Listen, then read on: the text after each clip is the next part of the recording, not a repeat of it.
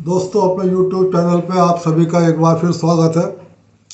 आज फिर कुछ चर्चाएं करेंगे, लेके चलता हूं आपको चर्चाओं के इस दौर में। लेकिन उससे पहले आपको पुनः एक बार बधाई कि आज भारत की झोली में ओलंपिक में एक कांस्य पदक और आ गया है। और दूसरी बड़ी बात, प्रख्यात दलित चिंतक दिलीप मंडल जी ने सुप्रीम कोर्ट के मुख्य न्यायाधीश DY चंद्रचूड़ से निष्पक्षता सीखने को कहा है। उन्होंने अपनी एक एक्स पर पोस्ट में कहा है कि लोकसभा चुनाव से पहले आपने इलेक्टोरल बॉन्ड पर, अलीगढ़ मुस्लिम यूनिवर्सिटी के मुस्लिम दर्जे पर और SC/ST के बंटवारे पर सुनवाई पूरी कर ली थी, लेकिन आपने चुनाव को प्रभावित करने के लिए इलेक्टोरल बॉन्ड पर निर्णय चुनाव से पहले दिया और अलीगढ़ यूनिवर्सिटी के मुस्लिम दर्जे पर आप निर्णय को अभी तक दबाए बैठे हैं।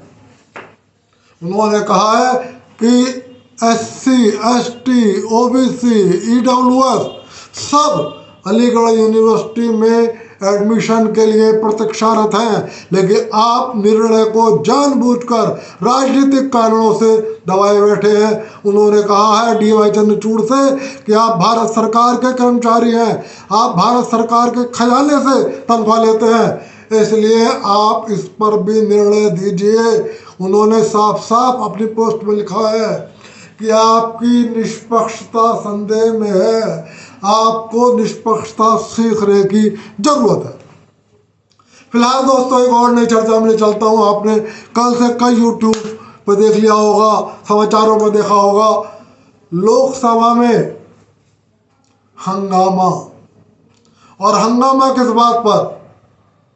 अनुराग ठाकुर ने एक लाइन कही कि लोकसभा अध्यक्ष जिसकी जाति का पता नहीं वो जाति मतगणना की बात करते हैं। इस लाइन में कोई भी गाली नहीं है। इस लाइन में अनुराग ठाकुर ने किसी से कोई जाति नहीं पूछी है, लेकिन लोकसभा में राहुल गांधी हंगामा खड़ा करते हैं और वो खड़े हो जाते हैं, मेरी इंसल्ट की गई, मुझे गाली दी गई। सच ये है कि अनुराग ठाकुर ने ना उनकी जाति पूछी, ना उनकी इंसल्ट करी, ना उन्हें गाली दी, लेकिन राहुल गांधी का मकसद था हंगामा खड़ा करना। और तो और अखिलेश यादव, जिनकी पूरी राजनीति ही जाति पर टिकी है, घर घर जाकर पूछते हैं तेरी जाति क्या है, तेरी जाति क्या है, तू मेरी जाति का है, देख मुझे ही वोट देना, वो उस जाति का है उसे वोट मत दे देना, वो उस जाति का है उसको वोट मत दे देना, तू मेरी जाति का है मैं तेरा काम करूंगा, तू मेरी जाति का है तू मुझे चुनाव जिता दे। वो अखिलेश यादव लोकसभा में खूब चिल्ला रहे थे, आपने राहुल गांधी से जाति कैसे पूछ ली।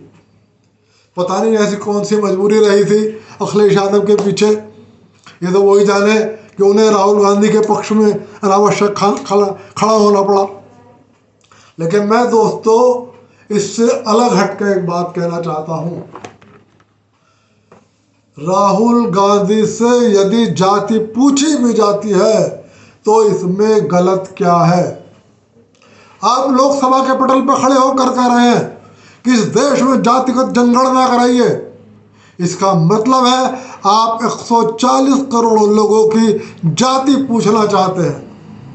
मैं एक बात कहता हूं, यदि आपको यह अधिकार है कि आप इस देश के 140 करोड़ लोगों से उनकी जातियां पूछो, तो इस देश के 140 करोड़ लोगों को भी यह अधिकार है कि वो आपसे ये पूछे कि आपकी जाति क्या है। आपकी नागरिकता, आपका धर्म, आपकी जाति सब कुछ संदेह के घेरों में है। डॉक्टर सुब्रमण्यम स्वामी ने आपके बारे में बहुत खुलासे किए हैं। और वैसे भी आपकी माताजी इटली से आई हैं, अंग्रेज हैं और कहा जाता है वो कैथोलिक ईसाई हैं। आपके पिताजी एक पारसी फिरोज जहांगीर खान के पुत्र हैं, यानी कि आपके पारसी पिता और ईसाई माताजी ने आपस में विवाह किया है।